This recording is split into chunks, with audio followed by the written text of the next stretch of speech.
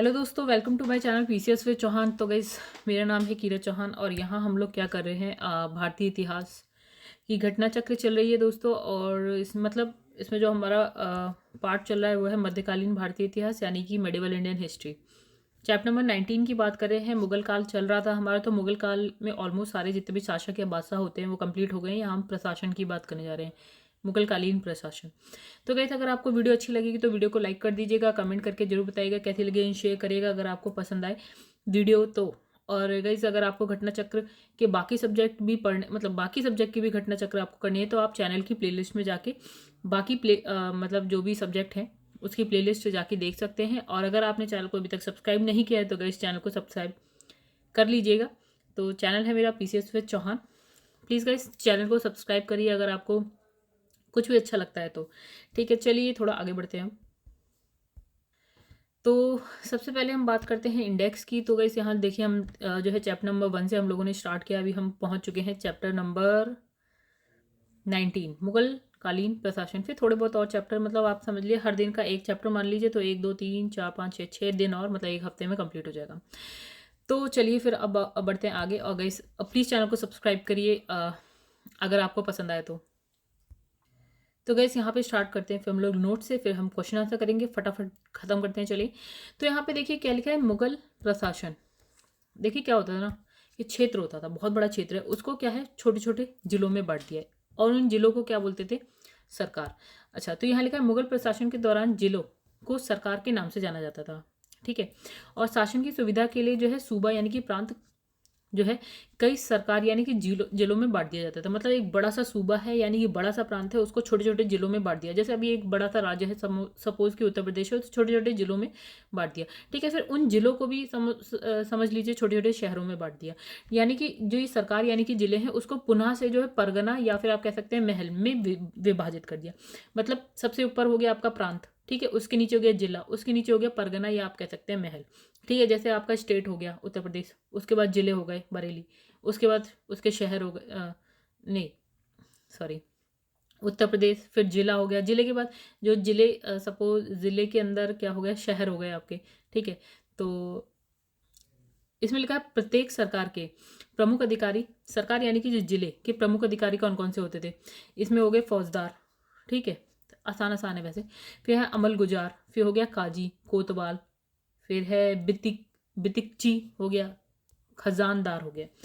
तो कोई नहीं पूछ रहा ये, बस ये पता होना चाहिए कि ये अधिकारी हैं, पढ़ लीजिएगा, नहीं याद होते कोई बात नहीं। अच्छा, इसमें लिखा है कि मुगल काल में जो है मीर बख्शी, वेरी इंपॉर्टेंट, ठीक है, मीर बख्शी इंपॉर्टेंट है। तो जो मीर बख्शी होता था वो क्या है, प्रधान होता था किसका, सैन्य विभाग का, राइट।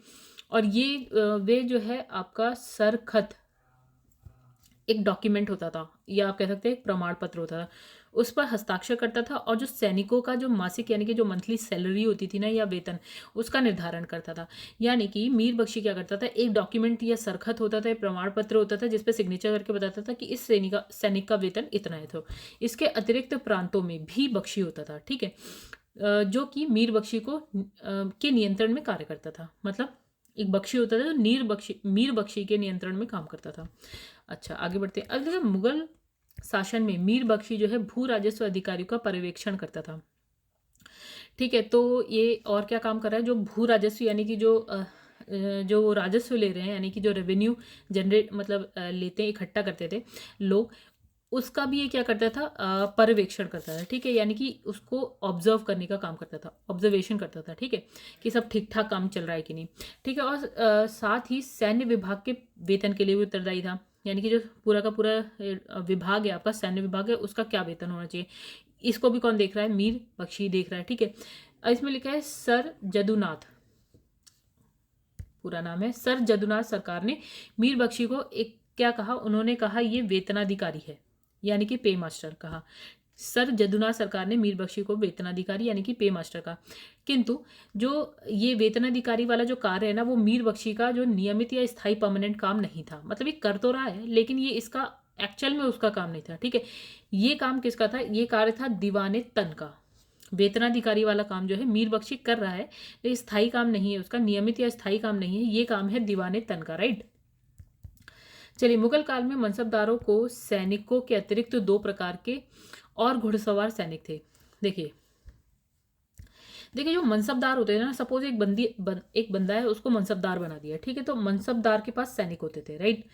इसके अलावा भी जो है घुड़सवार सैनिक हुआ करते थे, जिसको क्या बोल रहे हैं, अहदी बोल रहे हैं और दाखिली बोल रहे हैं, ठीक है। मनसबदारों के सैनिक हैं ही, उसके अतिरिक्त दो प्रकार के घुड़सवार, मनसबदारों के बाद भी घुड़सवार सैनिक होते थे, ठीक है।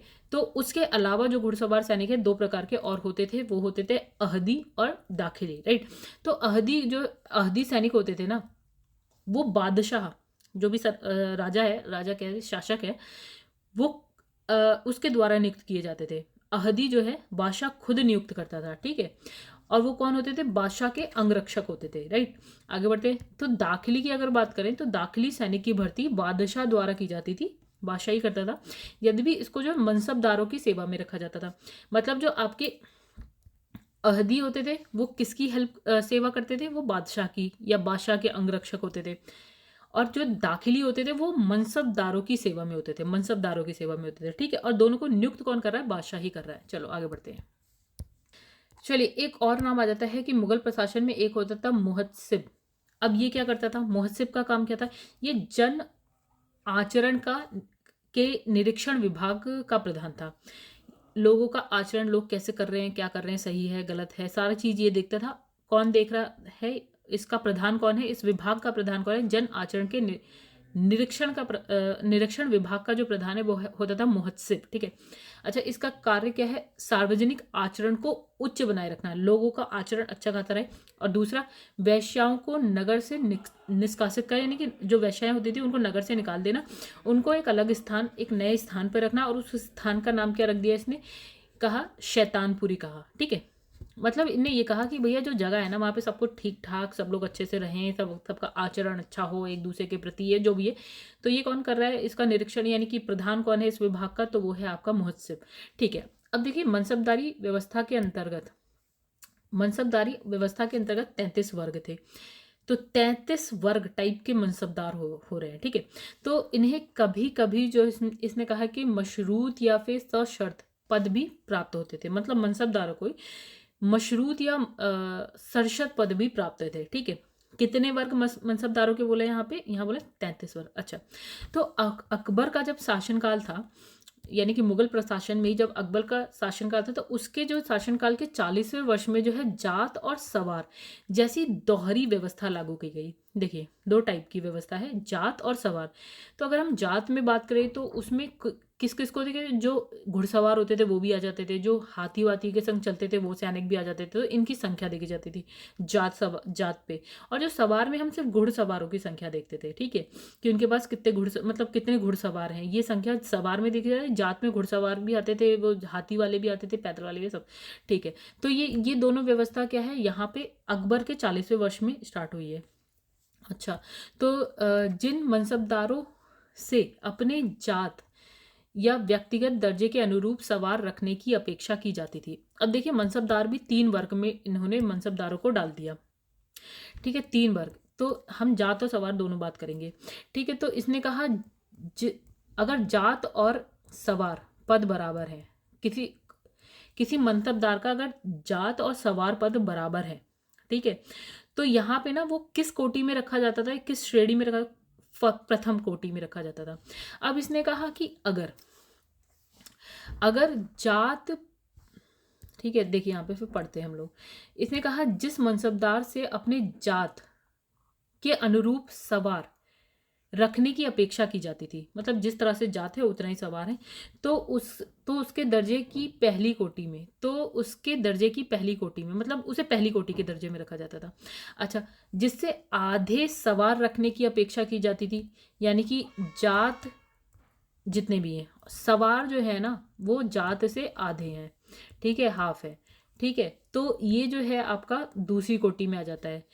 और अगर सवार जो है ना आधे से भी कम है, ठीक है, तो ये आपका कौन सी कोटि में आ जाता है, तीसरी कोटि में रखा जाता है मनसबदार को।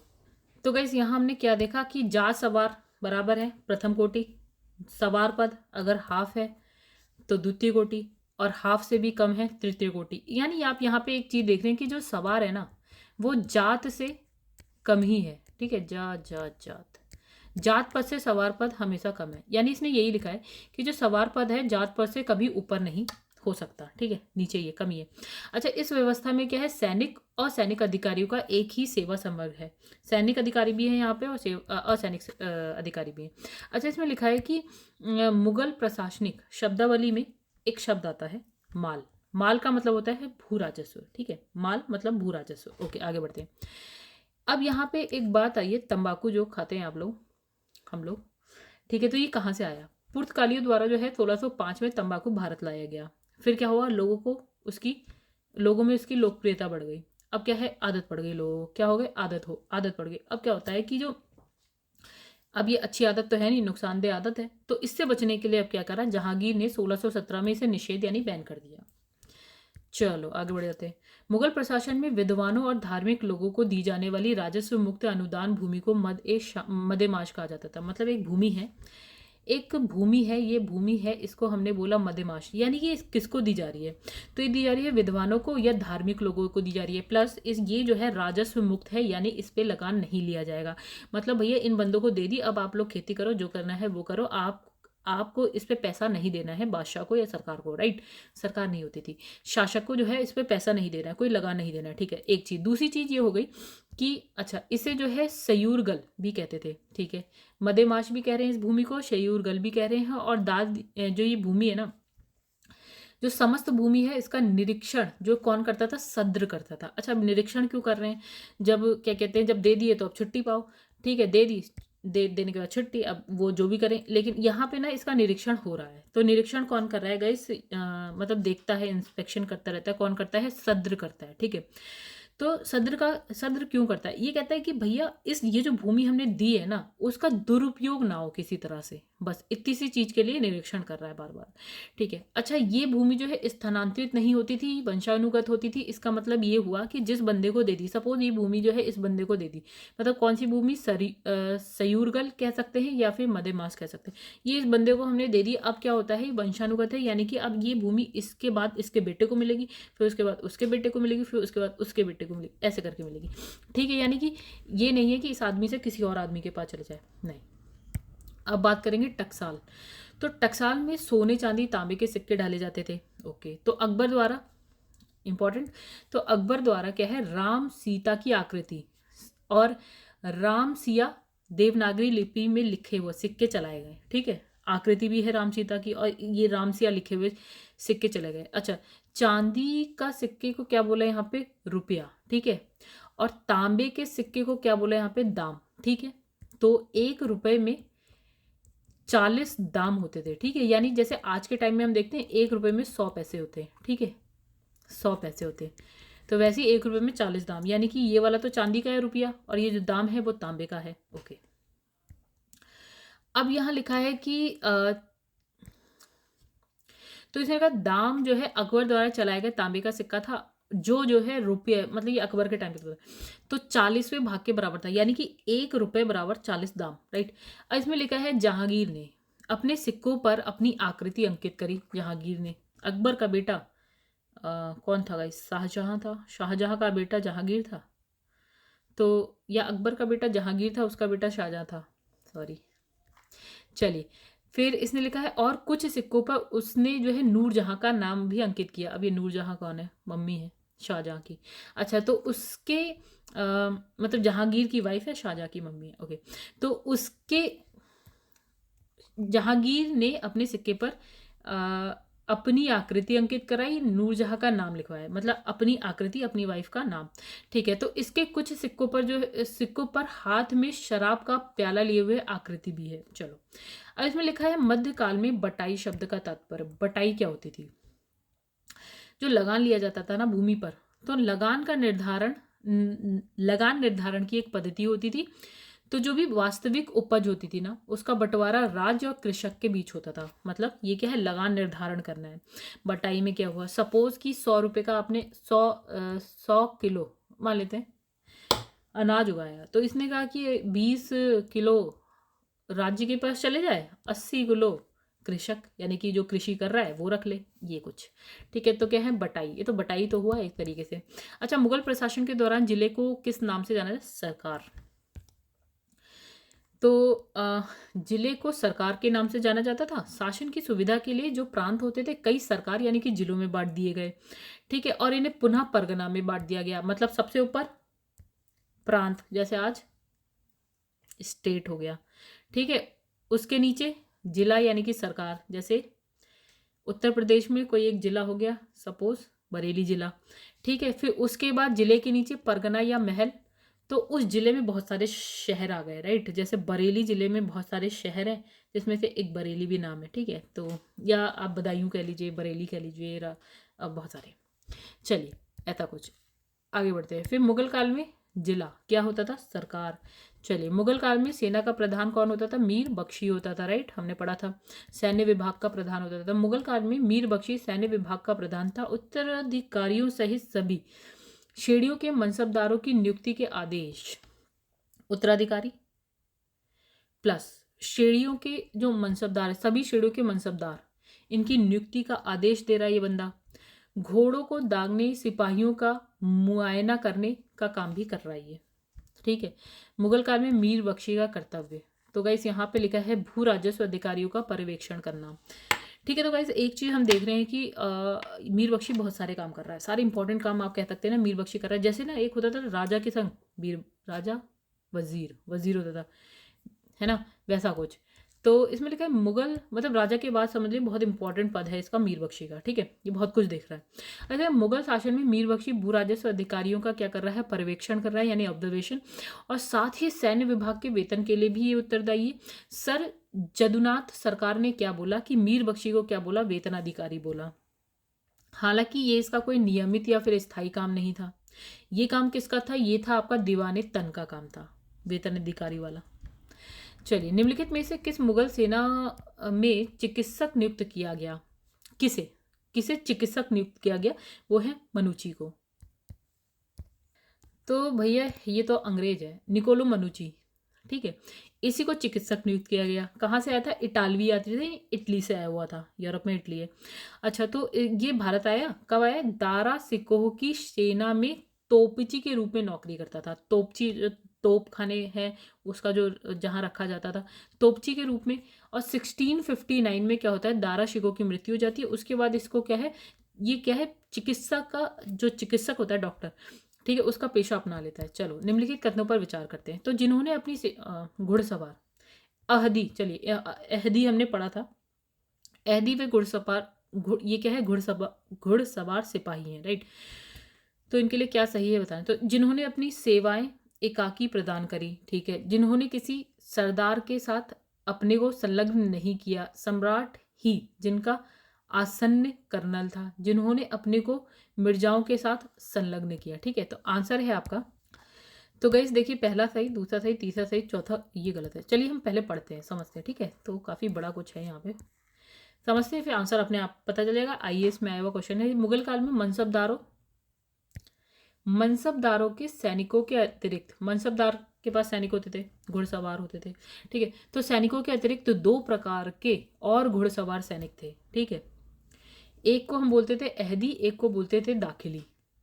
तो अगर हम अहदी की बात करें तो क्या होता था, जो बादशाह द्वारा नियुक्त होता था, बादशाह का अंगरक्षक होता था, ठीक है। तो इसका जो है मनसबदारों से कोई संबंध नहीं था, ठीक है।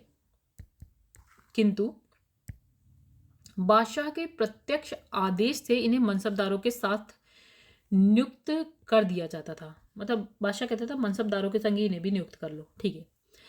ये प्रत्यक्ष रूप से बादशाह के अधीन होते थे, बादशाह के अधीन, बादशाह के अंगरक्षक होते थे, बादशाह के साथ रहते थे, ठीक है। तो इसने कहा इनकी भर्ती, वेतन, वस्त्र, घोड़े सब राज्य की ओर से दिए जाते थे। मतलब इनकी हर चीज जो है राज्य देता था। इनके लिए पृथक दीवान एवं बख्शी की व्यवस्था की गई, अलग से दीवान, अलग से बख्शी, ठीक है। तो इनके घुड़सवारों, मतलब अहदी घुड़सवार जो होते थे ना, इनका वेतन क्या है, 500 रुपये, राइट। और जो साधारण घुड़सवार होते थे उनका वेतन क्या है, 12 रुपये से 15 रुपये, कितना कम होता था, ठीक है। तो अकबर के समय में अहदी सैनिकों की संख्या कितनी है, 12,000। ये बादशाह के सबसे योग्य और वफादार सैनिक होते थे। चलिए आगे बढ़ते।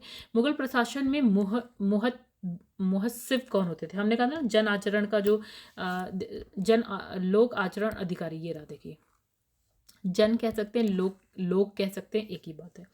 मुगल प्रशासन में मुहस्सिब मुहस्सिब जो है जन आचरण के निरीक्षण विभाग का प्रधान होता था। इसका कार्य क्या था? सार्वजनिक आचरण को उच्च बनाए रखना। और क्या है, आचरण के शुद्ध बनाए रखने के लिए अकबर ने नगरों में जो है मदिरा की बिक्री, वैश्याओं का निवास, ये सब बैन कर दिया। वैश्याओं को कहा कहीं और जाके रहो। अच्छा, अब लिखा है मध्यकालीन भारत में मनसबदारी प्रथा खास तौर पर इसलिए चालू की गई ताकि मनसबदारी व्यवस्था क्यों स्टार्ट करी गई थी? तो गाइस ये साफ सुथरा प्रशासन लागू हो सके, मतलब गुड गवर्नेंस कह सकते हैं वैसा। उस टाइम में गुड गवर्नेंस जैसा नहीं था, लेकिन प्रशासन ठीक ठाक रहे। अच्छा, यहाँ लिखा है मनसबदारी व्यवस्था क्या है? एक विशिष्ट प्रशासनिक व्यवस्था है जिसका प्रचलन मुगल शासक अकबर द्वारा किया गया। ठीक है, मनसबदारी व्यवस्था प्रशासनिक व्यवस्था है। तो ये दशमलव प्रणाली पर आधारित है। ठीक है, तो मुगलों की सैन्य व्यवस्था ही जिनका संभवतः सॉरी गलत हो रहा है यहाँ पे, दशमलव प्रणाली पर आधारित मंगोलों की जो सैन्य व्यवस्था ही जिसकी कुछ छाप दिल्ली सल्तनत के सैन्य संगठन पर दिखाई पड़ती है, मुगलों के सैन्य व्यवस्था का आधार रही। इसका मतलब ये हुआ, जो ये दशमलव प्रणाली जो है आपने मुगलों से ली, सॉरी मंगोलों से दिल्ली सल्तनत ने ली, और दिल्ली सल्तनत से ये कहाँ मुगलों तक पहुंच गई। अच्छा, दिए गए विकल्पों में मनसबदारी प्रथा को लागू करने का मुख्य उद्देश्य क्या है? साफ सुथरा प्रशासन को लागू करना। अब लिखा है निम्नलिखित बातों में से कौन एक मुगल मनसबदारी व्यवस्था के विषय में सत्य नहीं है? अच्छा, मनसबदारी व्यवस्था के 33 वर्ग थे, बिल्कुल हमने पढ़ा था। अच्छा, उन्हें जो है मशरूत और क्या सशर्त पद प्राप्त होते थे, बिल्कुल सही लिखा है। उनका सवार पद जात पद से अधिक होता था, ये गलत है। सवार पद कभी भी जात से अधिक नहीं हुआ। अच्छा, उसके बाद लिखा है समस्त कार्यकारी और सैन्य अधिकारियों को मनसब प्रदान किया जाता था। तो गैस ये वाली बात भी सही हो गया कि जो कार्यकारी और जो सैन्य अधिकारी थे सबको मनसब प्रदान किया जाता था। ठीक है, तो बस एक बात गलत है, ये सी वाली। तो देखिए यहाँ पे क्या लिखा, मनसबदारी व्यवस्था में 33 वर्ग होते थे। इन्हें जो है मशरूत या फिर सशर्त पद प्राप्त होते थे। अकबर के 40वें वर्ष में क्या होता है, जात और सवार जैसी दोहरी व्यवस्था स्टार्ट करी गई। ठीक है, तो इन्हें फिर क्या होता है, मनसबदारों से अपने, अब जैसे 3 वर्ग हमने कहा, प्रथम कोटि, द्वितीय कोटि, तृतीय कोटि, तो मनसबदारों से अपने जात के अनुरूप सवार रखने की अपेक्षा की जाती थी। जिन मनसबदारों से अपने जात के अनुरूप जो है सवार रखने की अपेक्षा की जाती थी प्रथम कोटि में। अच्छा, जो मनसबदार अपने जात से आधे सवार रखते थे द्वितीय कोटि, और जो आधे से भी कम सवार रखते थे तृतीय कोटि। ठीक है, 3 कोटियां हो गई। अब लिखा है सवार पद कभी भी जात पद से अधिक नहीं हुआ। इस व्यवस्था में सैनिक और सैनिक अधिकारियों का एक ही सेवा संवर्ग है। लोग अधिकतर जो है सरकारी सेवा में निम्नतम सोपान पर प्रवेश करते थे, मतलब एक नीचे वाले पद पे आते थे और धीरे धीरे सोचते थे हम उच्च पद तक पहुंच जाएंगे। ठीक है, तो इसने कहा निम्नतम सोपान पर प्रवेश करते थे और अमीर ए उम्दा के दर्जे तक ऊपर जाने की आशा करते थे। आज भी ये सब यही करते हैं। ठीक है, मुगल मनसबदारी व्यवस्था के बारे में निम्न कथनों पर विचार कीजिए, नीचे दिए गए कूट के सही उत्तर बताइए। तो इसने लिखा है जात और सवार पद प्रदान किए जाते थे, बिल्कुल। मनसबदारी अनुवांशिक अधिकारी होते थे, गलत। मनसबदारों के 3 वर्ग होते थे, बिल्कुल सही है। प्रथम द्वितीय तृतीय कोटि वाला जो भी हमने पढ़ा। फिर लिखा दीवान कार्यालय द्वारा इनका वेतन दिया जाता था, जो कि गलत है। पहला और तीसरा सही है, बाकी गलत। ठीक है, तो गैस यहाँ लिखा है मनसब शब्द का अर्थ हो गया श्रेणी, या हम कह दें पद। तो मनसबदार का अर्थ उस अधिकारी से था जिसे शाही सेना में पद या श्रेणी प्राप्त थी, शाही सेना में पद प्राप्त था। अकबर की मनसबदारी व्यवस्था जो है दशमलव प्रणाली पर आधारित थी। अकबर ने अपने अंतिम वर्षों में मनसबदारी व्यवस्था में जात और सवार पद स्टार्ट करे। ठीक है, तो अकबर ने क्या, जात और सवार पद स्टार्ट करे। तो ए.एल. श्रीवास्तव हैं, डॉक्टर ए.एल. श्रीवास्तव। ठीक है, तो उनके अनुसार इनका जात का पद हाथी घोड़े आदि सभी की संख्या का घोतक है, मतलब जात में आपको हाथी घोड़े सभी की संख्या मिलेगी। सवार का पद केवल घुड़सवारों की संख्या को निश्चित करता है। तो जात और पद ही हो गया, तो जात में हाथी घोड़े और सवार में सिर्फ घुड़सवार, राइट। अब है मनसबदारों के 3 वर्ग, वही वाला प्रथम कोटि, द्वितीय कोटि और तृतीय कोटि हमने पढ़ा। प्रथम श्रेणी, द्वितीय श्रेणी, तृतीय श्रेणी, जिसमें जात के अनुरूप सवार है, जात के अनुरूप नहीं, सवार जात से आधे हैं, और एक में क्या है, सवार जो है आधे से भी कम है। ठीक है, अब इसमें लिखा है कि मनसबदार अनुवांशिक अधिकारी नहीं होते थे, मतलब आज सपोज मुझे मनसब मिला है, कल को मेरी मृत्यु जाती है, तो ऐसा नहीं है कि मेरे बच्चों को मिल जाए, नहीं, अब वो किसी और को मिल जाएगा। ठीक है, तो इन्हें जो है वेतन नकद और जागीर के रूप में मिलता था। जमीन भी मिल सकती थी, पैसा भी मिल सकता था। अच्छा, मुगल भारत के संदर्भ में जागीरदार और जमींदार के बीच क्या अंतर है? देखिए गाइस, एक होता है जागीरदार, एक होता है जमींदार।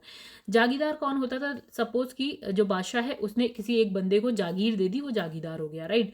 तो वो कब तक रहेगा? जब तक जिंदा है, और उसके बाद उससे वो जमीन ले ली जाएगी। और जमींदार क्या होते थे? जो बचपन से अपने पापा परदादा ये वो चली आ रही है, और वो तब से जमींदार हैं, मतलब परदादा जमींदार थे, फिर उनके पापा जमींदार, फिर वो जमींदार, फिर उनके बच्चे जमींदार, वो जमींदार हो गए। तो जागीरदार और जमींदार, जागीरदार में जमीन दी गई है लेकिन बाद में ले ली जाएगी। जमींदार के पास जमीन है ऑलरेडी, वो वंशानुगत है, आगे चलती जाएगी। चलिए आइए समझे। ठीक है, ये ऑप्शन बाद में पढ़ते हैं, पहले समझते हैं। देखिए क्या होता था, मुगल प्रशासनिक प्रणाली में मनसबदार सैन्य और प्रशासनिक अधिकारी होता था। सैनिकों का भी देख रेख, प्रशासन का भी देख रेख कर रहा है, तो इन दोनों का अधिकारी होता था मनसबदार। ठीक है, मनसबदार को सैन्य और प्रशासनिक व्यय तथा वेतन के बदले, ये क्या क्या देखता था? सैन्य प्रशासनिक व्यय देखता था, वेतन देखता था, ये सब काम करता था वो। उसके बदले में उसको सैलरी में क्या मिलता था? नगद मिल जाता था या जागीर मिल जाती थी। ठीक है, तो जिन मनसबदारों को जागीर मिली, ठीक है, उन्हें हमने बोल दिया जागीरदार, राइट। अच्छा, तो अब ये जो है न्यायिक और पुलिस दायित्वों के एवज में, मतलब न्यायिक काम भी कर रहे हैं, पुलिस दायित्व ये सब भी कर रहे हैं, इसके एवज में भूमि आवंटन अधिकार प्राप्त होते थे, मतलब इनको भूमि मिल जाती थी। तथापि इसके भूमि अधिकार केवल क्या है? सेवा काल तक होते थे, यानी जब तक वो उस पद पर है तब तक आपके पास भूमि रहेगी, भूमि के अधिकार रहेंगे। ठीक है, इसके विपरीत जो जमींदार है, अब हमने बात कर ली जागीरदार की, अब हम बात करेंगे जमींदार की। अच्छा, अब जमींदार क्या होते? तो जमींदार पहले से चले आ रहे बड़े भूधारक थे। बड़े जो लैंडलॉर्ड होते हैं, लैंडलॉर्ड नहीं गाइस, जिनके पास अच्छी खासी बड़ी बहुत ज़्यादा जमीन होती है वो, तो उनका कार्य अपने प्रभाव क्षेत्र में भू राजस्व संग्रह कर राज्य को देना था। मतलब भैया जमीन तो उनकी है ही ऑलरेडी, लेकिन वो क्या करते थे? लोगों को बांट देते थे कि खेती कर लो, और उनसे पैसा लेते थे और फिर राज्य को दे देते थे, राज्य को दे देते थे, बादशाह को दे देते थे, जो भी है, मतलब भू राजस्व देते थे। ठीक है, तो ये लगभग जो है 10 से 11% संग्रह शुल्क प्रदान होता था इनको। ठीक है, उन्हें क्या होता है? 10 से 12% जो है संग्रह शुल्क जो है प्रदान होता था। ठीक है, इसके राजस्व अधिकार जो है वंशानुगत होते थे, यानी कि गाइस ऐसा हो सकता है कि अभी इसके जैसे इनने क्या करा, ये बड़ी सी भूमि है, ठीक है, इसकी खुद की है, एक बंदा है उसकी खुद की भूमि है, इसने क्या करा, इसके टुकड़े, अब सब पे तो वो खेती करने से रहा, तो इसने क्या है 4 लोगों को दे दी। ठीक है, इसको दे दी, इसको दे दी, इसको दे दी, इसको दे दी और इसको दे दी। ठीक है, अब इसने इनसे लिया भू राजस्व, सपोज इन सबसे मिला के इसने 100 रुपये ले लिया। अब इसने 100 रुपये का क्या है, पैसा राज्य को दे दिया, कुछ पैसा राज्य को दे दिया, बाकी का इसने खुद के पास रख लिया। ठीक है, यानी कि यहाँ लिखा है 10 से मतलब इन्हें जो है लगभग 10 से 11% संग्रह शुल्क प्राप्त होता था। ठीक है, अच्छा, और जो ये राजस्व ले रहा है, इन 4 लोगों से जो राजस्व ले रहा है, और फिर उसके बाद ये बंदा ले रहा है राजस्व, उसके बाद ये राज्य को दे रहा है, तो जो ये अधिकार होता था ये वंशानुगत होता था, यानी कि आज ये ले रहा है, फिर कल इसका बेटा लेगा, फिर उसका बेटा लेगा, ऐसे करके। ठीक है, तो इनका मुख्य उत्तरदायित्व क्या है? राजस्व उगाही है। ठीक है, परंतु इसके अतिरिक्त वे कुछ विशिष्ट प्रकार की सेवाएं भी राज्य को देते हैं, मतलब राजस्व तो लेते हैं और देते हैं फिर राज्य को, लेकिन इसके अलावा भी कुछ सेवाएं वो राज्य को देते हैं, जैसे मतलब अपने क्षेत्र में कानून व्यवस्था बनाए रखते हैं। ठीक है, और जो विद्रोही तत्व, यानी कि सपोज की आक्रमण हो रहा है या कुछ भी, तो विद्रोही तत्वों से निपटने के लिए राज्य के अधिकारियों की सहायता के अतिरिक्त ये आवश्यकता पड़ने पर अपनी सैनिक संस्थान भी राज्य को उपलब्ध कराते, संसाधन भी राज्य को उपलब्ध कराते हैं, यानी कि कानून व्यवस्था भी देखते हैं अपनी जगह का, कभी विद्रोह कुछ लड़ाई वड़ाई हो जाए तो ये सैनिक भी दे देते हैं अपने। ठीक है, तो इस प्रकार जो है प्रश्न, ठीक है, अब प्रश्न पढ़ लेते हैं। लिखा है यहाँ पे कि जागीरदारों के पास न्यायिक पुलिस दायित्व के एवज में भूमि आवंटन का अधिकार होता था, बिल्कुल सही है, जबकि जमींदारों के पास राजस्व अधिकार होते थे। ठीक है, तो उन पर राजस्व उगाही को छोड़कर अन्य कोई दायित्व पूरा करने की बाध्यता नहीं होती थी, यानी कि जमींदार जो है राजस्व उगाही करते थे, बाकी जो सैनिक वैनिक दे रहे हैं या न्यायिक कार्य कर रहे हैं वो अपने मन से कर रहे हैं, उनके ऊपर मतलब कोई कंपलसरी नहीं है कि आपको ऐसा करना ही है। ठीक है, लेकिन जो जागीरदार होते थे उनको करना होता था, जमींदारों को नहीं करना होता था। ठीक है, अब इसमें लिखा जागीरदार को किए गए भूमि आवंटन वंशानुगत होते थे। ठीक है, जागीरदार और जो जमींदार हैं राजस्व अधिकार जो है वंशानुगत होते थे, मतलब गलत गलत लिखा गया थी, चलो देखें। अच्छा हाँ, तो गलत लिखा है, सही बात है। तो यहाँ पे भी गलत लिखा है, शायद मैंने यहाँ पे थोड़ा ध्यान नहीं दिया। तो इसमें लिखा है जमींदारों के पास जो है राजस्व अधिकार होते थे, जमींदारों के पास राजस्व, और उन पर जो है राजस्व उगाही को छोड़कर क्या है अन्य कोई दायित्व पूरा करने की बाध्यता नहीं होती थी। बाध्यता तो वैसे नहीं होती थी, लेकिन ये अनेक, तो जागीरदारों के पास न्यायिक पुलिस दायित्व के एवज में भूमि आवंटन का अधिकार होता था। तो गैस यहाँ पे जो ये है ना, बाध्यता तो वैसे सच में नहीं होती थी, लेकिन हाँ बाध्यता नहीं होती थी, लेकिन गैस अगर इसमें लिखा है तो ये गलत है, बाध्यता होती होगी। ठीक है, बाध्यता थी कि मतलब कि अगर विद्रोह कि इन्हें अपनी जगह का कानून व्यवस्था देखनी है, और क्या बोलते हैं जब जरूरत पड़े तो सैनिक देने हैं। ठीक है, तो हो सकता है ये वाली चीज़ मुझे समझ में ना आई हो, लेकिन यहाँ पे बाध्यता नहीं की जगह बाध्यता है। और दूसरा इसने कहा कि जो आपका है जागीरदार है वो वंशानुगत नहीं होती थी, जो भूमि आवंटन है, और जमींदारों की वंशानुगत होती थी। ठीक है, तो ये यहाँ पे ये गलत है, तो आंसर में ना दोनों ही गलत है। तो गाइस कभी कभी गलती हो जाती है समझने में। इसमें लिखा है मुगल कालीन भारत में राज्य की आय का प्रमुख स्रोत क्या था? भू राजस्व। ठीक है, तो यहाँ पे लिखा है मुगल कालीन भारत में राज्य की आय का प्रमुख स्रोत भू राजस्व था। बाबर के समय संपूर्ण भूमि को जागीरों में बांट दिया गया था। हुमायूं अपने समय में भूमि सुधार के लिए कोई कार्य हुमायूं ने नहीं किया। ठीक है, फिर क्या होता है कि शेरशाह आता है। तो शेरशाह ने एक सुव्यवस्थित लगान व्यवस्था का प्रबंधन किया, परंतु वह व्यवस्था इस्लाम शाह की मृत्यु के पश्चात नष्ट हो गई। राइट। फिर अकबर अकबर प्रथम मुगल सम्राट था जिसने लगान व्यवस्था को सुचारू रूप से स्थापित किया। ठीक है, तो मध्य युग की श्रेष्ठतम लगान पद्धति का निर्माण किया अकबर ने। राइट, तो इसने क्या करा, उपज का 1/3 भाग भू राजस्व के रूप में लिया। फिर शाहजहां के काल में ये हो गया 50%। ठीक है, 1/3 का मतलब हो गया 33%, और शाहजहां ने कितना कर दिया 50%। अकबर का कितना था 33, और शाहजहां का कितना था लगान 50%। मतलब यार आपने जितना भी उगाया है, सपोज आपने 2 बोरी गेहूं उगाया तो एक आपको राज्य को दे देना। अच्छा, तो उसने भू राजस्व वसूल करने के लिए ठेकेदारी प्रथा का प्रचलन किया, शाहजहां। राइट, चलिए अब लेंगे मुगल प्रशासनिक शब्दावली में माल। माल क्या होता था गाइस? माल होता था भू राजस्व। अच्छा, मुगल सम्राट जिसने तंबाकू का प्रयोग पर निषेध यानी कि बैन लगा दिया। देखिए पुर्तगाली क्या होता है 1605 में तंबाकू भारत लाते हैं। अब लोगों के बीच में ये लोकप्रिय हो जाती है, लोगों को इसकी आदत लग जाती है, तो ये अच्छी आदत तो है नहीं नुकसानदेह। तो ये देखकर क्या है 1617 में जहांगीर ने क्या करा, इसको बैन कर दिया। अब लिखा है मुगल प्रशासन में मदेमाश इंगित करता है। मदेमाश क्या होती थी ना, विद्वानों को या फिर धार्मिक अधिकारियों उनको दी जाने वाली राजस्व मुक्त अनुदान भूमि थी। मतलब उस पर राजस्व नहीं लिया जाता था, भूमि दे दी जाती थी, और ये वंशानुगत होती थी, यानी कि उनको मिलेगी फिर उनके बच्चों को मिल जाएगी फिर उनके बच्चे। तो इसमें लिखा है मुगल प्रशासन में विद्वानों धार्मिक लोगों को दी जाने वाली राजस्व मुक्त अनुदान भूमि को मदेमाश भी कहते थे, और इसी को बोलते थे सयूरगल। ठीक है, तो जो ये भूमि है उसके निरीक्षण के लिए ना एक बंदा होता था या एक अधिकारी होता था, उसको बोलते थे सद्र। अब ये सद्र क्या करता है, वो देखता है कि जो भूमि दी गई है उसका दुरुपयोग ना हो। ठीक है, तो इसने कहा कि इसे स्थानांतरित नहीं कर सकते, यानी कि ये भूमि क्या होती है वंशानुगत होती है, यानी कि जिस बंदे को दी है फिर उसके बच्चे को मिलेगी, फिर उसके बच्चे को मिलेगी, उसके बच्चे को। अब लिखा है मध्यकालीन भारत में ऐतिहासिक स्रोतों में चकला शब्द का प्रयोग हुआ। चकला, ओके। चलो इसकी व्याख्या पढ़ते हैं। फिर हम चकला हमने अभी पढ़ा है पहली बार, तो व्याख्या पढ़ लेते हैं।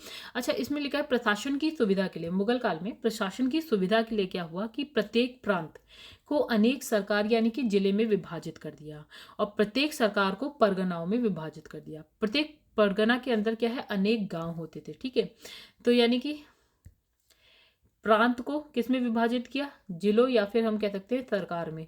ठीक है, फिर इस जिले को परगना कह सकते हैं या महल भी बोलते थे इसको। अब इस परगने को किस में विभाजित कर दिया, गांव में कर दिया। अच्छा, शाहजहां के काल में कुछ परगना को एक में मिलाकर एक नई इकाई यानी कि चकला का संगठन किया। यानी कि ऐसा है कि प्रांत के बाद आपका जिला आता है, जिले के बाद परगना, परगना 1, परगना 2, मतलब बहुत सारे परगना हो गए। तो सपोज कि 2-3 परगने को मिला के एक क्या बना दिया, चकला बना दिया। चलिए, मनसबदारी व्यवस्था के संदर्भ में कौन सा कथन सही है? मनसबदारी व्यवस्था राज्य के कुलीन वर्ग से संबंधित थी जिसे अकबर ने प्रारंभ किया था। मनसबदारी का पद पैतृक होता था, तो पैतृक नहीं होता था, हाँ, लेकिन ये कुलीन वर्ग से तो संबंधित ही थे। मतलब पहला सही दूसरा गलत। ठीक है, चलो तो आंसर देखिएगा इस क्या लिखा है, ए लिखा है केवल 1। ठीक है, अब यहाँ देखो क्या लिखा है। मुगल काल में मनसबदारी पद्धति की शुरुआत अकबर के काल में उसके 11वें वर्ष में हुई। ठीक है, और क्या होता है जात और सवार पद का विभाजन उसने कब किया, 40वें वर्ष में किया, अपने शासन के 40वें वर्ष में किया। ठीक है, तो इसने कहा मनसब जो है मुगल नौकरशाही में पद और वरीयता क्रम निर्धारित करता था, यानी कि जैसा मनसब वैसा पद, जैसा मनसब वैसी उसकी वरीयता क्रम, राइट। रैंक 1, रैंक 2, रैंक 3, ये मनसब पे डिपेंड करता था कितने का मनसब मिला है। ये प्रशासनिक और सैन्य पद था, जान गए हम। मनसबदारों की नियुक्ति और उसका वरीयता क्रम बादशाह निर्धारित करता था, ठीक है। केवल सेवा काल तक ही ये रहता था, यानी कि वंशानुगत नहीं था, यानी कि ये पैतृक नहीं था, ठीक है। चलो आगे बढ़ते हैं। मुगल काल में मनसबदारी प्रथा विद्यमान थी, बिल्कुल विद्यमान थी। मनसबदारों का चयन योग्यता के आधार पर होता था, तो योग्यता के आधार, कुलीन वर्ग भी होते थे गाइस, योग्यता भी होती थी, दोनों चीज होती थी। तो इसका आंसर है बी, यानी कि कथन और कारण दोनों सही है, परंतु कारण कथन को स्पष्ट नहीं करता है। चलो आगे बढ़ते हैं। लिखा है मनसबदारी व्यवस्था मुगल प्रशासनिक व्यवस्था का मूलधार थी, ठीक है। अकबर के शासनकाल के 11वें वर्ष में पहली बार मनसब प्रदान किए जाने का साक्ष्य मिलता है, ठीक है। मनसबदारों के चयन में योग्यता ही मानदंड थी, ठीक है, तो सही है।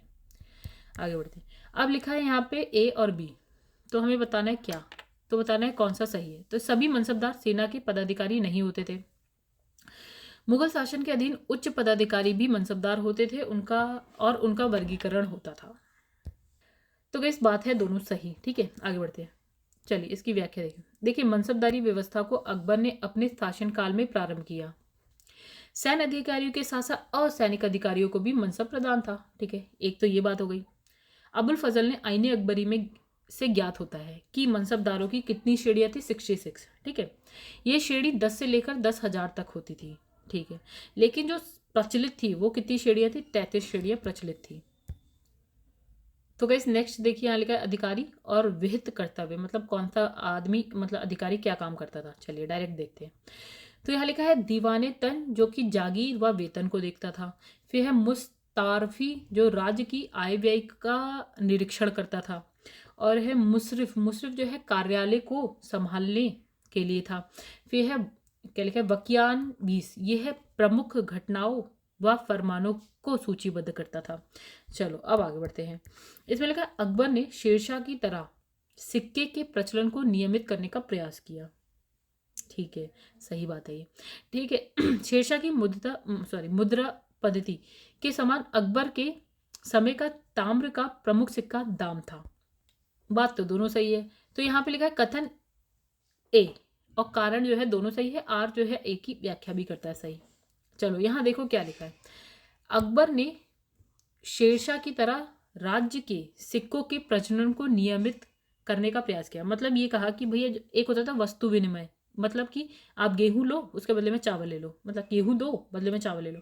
अब यहाँ क्या आपको चावल लेना है तो सिक्के दो चावल ले लो। तो इसने कहा ये जो सिक्कों का प्रचलन है उसको जारी रखते हैं, मतलब उसको किसी तरह से नियमित करते हैं। अच्छा, इसके परिणाम स्वरूप अकबर और उसके जो उत्तराधिकारियों के शासनकाल के दौरान मुगल साम्राज्य के व्यापारिक कारोबार हेतु मुख्यतः स्वर्ण मोहरे, चांदी, ओके, स्वर्ण मोहरे, चांदी के रुपए और तांबे का दाम के रूप में मानक सिक्कों का प्रचलन प्रसार किया गया, ठीक है। तो गई स्वर्ण मोहरे, चांदी का रुपया और तांबे का दाम, इसका प्रचलन होने लगा। शेरशाह की मुद्रा पद्धति के समान अकबर के समय भी तांबे का प्रमुख सिक्का दाम था। मतलब शेरशाह भी तांबे के सिक्कों को दाम कह रहा है और अकबर भी तांबे के सिक्के को दाम कह रहा है। अच्छा, 1 रुपए में 40 दाम होते थे, राइट, जैसे आज 1 रुपए में 100 पैसे होते।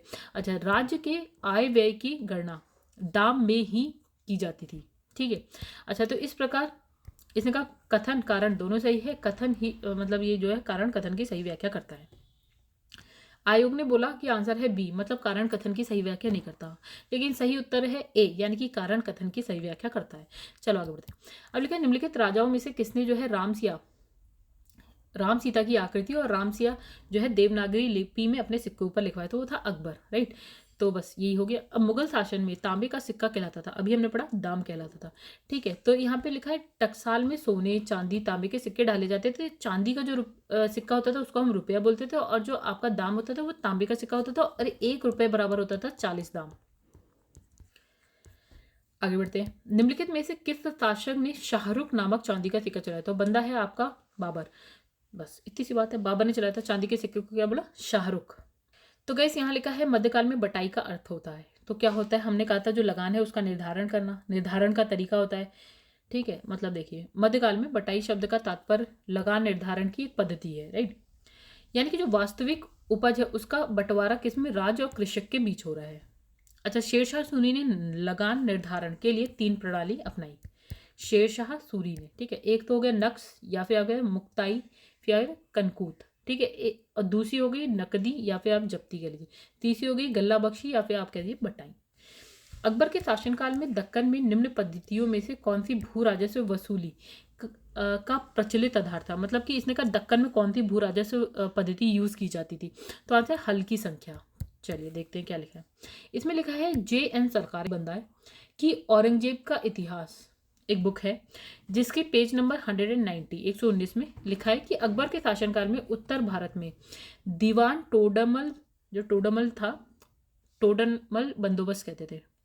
तो ये जो टोडरमल बंदोबस्त भू राजस्व वसूली की व्यवस्था पद्धति जो है उसे अपनाया, लेकिन दक्कन में जो है ये नहीं चली। मतलब दक्कन में इस प्रकार की जो व्यवस्थित पद्धति का यूज नहीं हो रहा था। ठीक है, तो इस दौरान क्या है, दक्कन में क्या चला, किसान प्रति हल यानी कि हल की संख्या के आधार पर राज्य को राजस्व देता था, भू राजस्व देता था। ठीक है, अब लिखा निम्नलिखित में से किस मुगल कालीन नहर का निर्माण फिरोज शाह की रज़्ब वहा को पुनर्जीवित करने के लिए किया गया। तो गाइस देखिए ये जो शब्द है ना रज़्ब-वहा, ये थोड़ा सा मेरी समझ से अलग है, मुझे इसका मतलब एक्चुअल में नहीं पता। अच्छा, तो इस नहर, जिस नहर की यहाँ बात हो रही है उस नहर का नाम है शहाब नहर। ठीक है, चलो हम व्याख्या पढ़ लेते हैं। बस मुझे कि रज़्ब-वहा मतलब क्या हुआ मुझे समझ नहीं आया। ठीक है, तो मैं बाकी जो है पूरी व्याख्या पढ़ देती हूँ, बाकी आप कोशिश करिएगा कहीं। तो इसमें लिखा है मुगल कालीन शहाब नहर, एक नहर है जिसका नाम है शहाब नहर का निर्माण फिरोज शाह की रज़्ब-वहा को पुनर्जीवित करने के लिए करा गया। मतलब ये नहर का जो निर्माण है फिरोज शाह की रज़्ब-वहा को पुनर्जीवित करने के लिए किया गया। मुगल बादशाह अकबर के समय में पहले शिहाबुद्दीन खान और बाद में नूरुद्दीन मोहम्मद तार खान द्वारा जो है इस नहर की खुदाई की गई। मतलब एक नहर की खुदाई की गई, फिर मरम्मत करके चौड़ा करवाया गया। ठीक है, और अकबर के समय दिल्ली के गवर्नर थे शिहाबुद्दीन ने खेती को विस्तार देने के लिए नहर की मरम्मत करवाई और इसका नाम बदलकर क्या रख दिया, शिहाब रख दिया। ठीक है गाइस, तो गाइस यहाँ पे देखिए हमारा जो चैप्टर है वो हो गया खत्म। ठीक है, नेक्स्ट हमारा चैप्टर है मुगल कालीन संगीत और चित्रकला। तो गाइस अगर आपको अभी का वीडियो पसंद आए तो वीडियो को लाइक कर दीजिएगा, एंड चैनल को आपने अभी तक सब्सक्राइब नहीं किया है तो चैनल को आप सब्सक्राइब कर दीजिएगा। और आप घटना चक्र देखना चाहते हैं, घटना चक्र बाकी सब्जेक्ट की भी करना चाहते हैं तो आप चैनल की प्लेलिस्ट में जाइए, वहाँ पे आपको मिल जाएगी। और अगर पसंद आए तो ज़रूर बताइएगा कैसी लगी, एंड चैनल को सब्सक्राइब नहीं किया है तो कर लीजिएगा। चलिए फिर यहाँ पे हम क्या करते हैं ना, वीडियो को एंड करते हैं। नेक्स्ट वीडियो में मिलेंगे मुगल कालीन संगीत और चित्रकला के साथ।